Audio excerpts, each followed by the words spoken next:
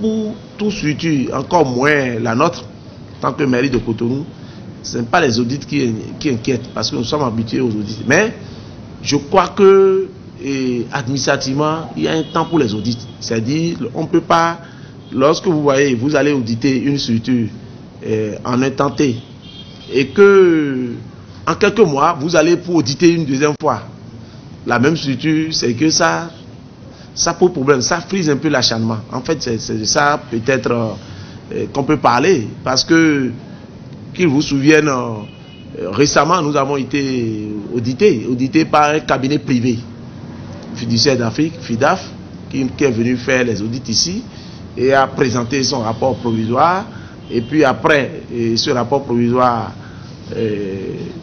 nous a été mis à disposition pour nous permettre d'apporter nos observations. On a apporté les observations, et nous étions en attente d'un rapport définitif.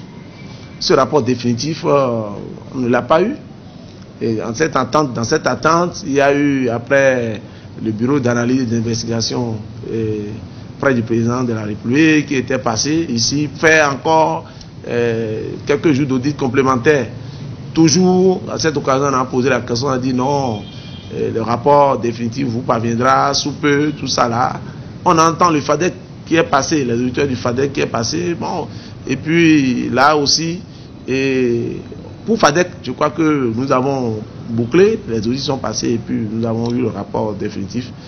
Mais cette fois-ci, c'est contre toute attente, c'est encore un cabinet international, c'est Deloitte Paris qui est venu, Deloitte France, j'allais dire, et qui est venu et pour auditer. C'est ce qui justifie la présence dans nos murs depuis hier 12 juin, la présence de plusieurs Français dans nos murs et qui en ont pour 2 semaines.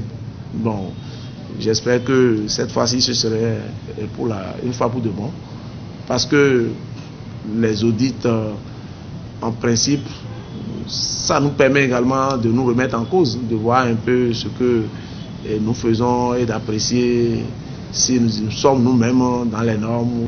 Les commanditaires doivent avoir quand même une philosophie derrière, une philosophie de développement de la ville. C'est de ça qu'il s'agit. Il ne faudrait pas que ça soit des audits, c'est-à-dire répétés dans la perspective d'autre chose que ce que cela devait être.